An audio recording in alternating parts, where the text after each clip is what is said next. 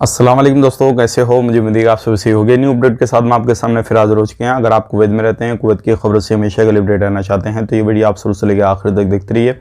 इस वीडियो के अंदर मैं आपको काफ़ी ज़्यादा इंपॉर्टेंट जो है इन्फॉर्मेशन देने वाला हूँ और आप लोगों को बताने वाला हूँ। कुछ ऐसे कानून हैं जो क्या 4 जनवरी से यानी कि आज से ही शुरू होने वाले हैं, कुछ ऐसे जो क्या 9 से शुरू होने वाले हैं, कुछ ऐसे हैं जो क्या आपको जो है इन पे काफ़ी ज़्यादा फोकस करना पड़ेगा अगर कुवैत में एंट्री करना चाहते हैं, एग्जिट करना चाहते हैं या कुवैत में रहते हैं।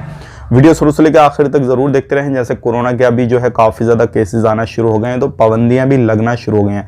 बिना देरी के वीडियो शुरू करते हैं, लेकिन उससे पहले मैं आपको बता देता हूं, चैनल हमारा पहली बार देख रहे हैं, चैनल को जरूर सब्सक्राइब करें और साथ ही साथ बेल आइकन जरूर प्रेस कर दें ताकि हमेशा आपको इसी तरीके से कुवैत के बारे में जानकारी टाइम टू टाइम मिलती रहे। तो सबसे पहले बड़ी खबर की तरफ बढ़ते हैं जो काफ़ी बड़ी खबर आ रही है।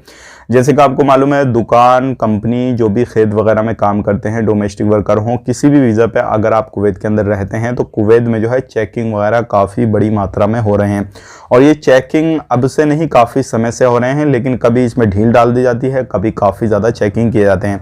दूसरी खबर की तरफ बढ़ते हैं। दूसरी खबर आ रही है निकल के, अब जो है किसी भी बंदे को अगर एयरपोर्ट पे एंट्री करना है यानी कि किसी भी कंट्री से आना है तो उसको पीसीआर जो है 72 घंटे के अंदर का लेकर आना होगा। तो ये एक बड़ी खबर थी जो कि मैंने आप तक शेयर कर दी। अगर आप आना चाहते हैं तो ये कानून जो है लागू हो चुका है, इसको आपको फॉलो करना रहेगा। अगर फॉलो नहीं करते हैं और आप लापरवाही करते हैं तो आपके खिलाफ जो है सख्त कार्रवाई की जाएगी। तो ये भी एक बड़ी अपडेट है। अब यहाँ पे बात कर लेते हैं, कुछ ऐसी चीज़ें हैं कुछ जो आने वाले वक्त में शुरू की जाएंगी। जैसे कि अगर आप कहीं पर भी कुछ भी जो है इवेंट वगैरह करते हैं या कोई भी फंक्शन वगैरह करते हैं, शादी करते हैं, कुछ भी करते हैं, अगर आप भीड़ को जमा करते हैं एक जगह पे काफ़ी ज़्यादा, तो भी आपके खिलाफ जो है सख्त कार्रवाई की जाएगी। इस चीज़ का ध्यान रखिएगा। और ये जो चीज़ें हैं आने वाले वक्त में सभी लोगों को इनको फॉलो करना रहेगा, चाहे वो कुवैती नागरिक हो, नॉन कुवैती हो, कोई भी हो, सबके लिए रूल रेगुलेशन है। तो इन चीज़ों का खास करके आपको ध्यान देना है अगर कहीं पर भी आप रहते हैं कुवैत के अंदर। अब मैं आपको बता देता हूँ, यहाँ पर जो लोग, बहुत सारे लोग हमसे सवाल कर रहे थे एक चीज़ का, वो पूछ रहे थे कि हम खेतों में काम करते हैं लेकिन हमारा वीज़ा जो है वो ख़त्म हो गया है, तो क्या खेतों में भी चेकिंग किया जाएगा?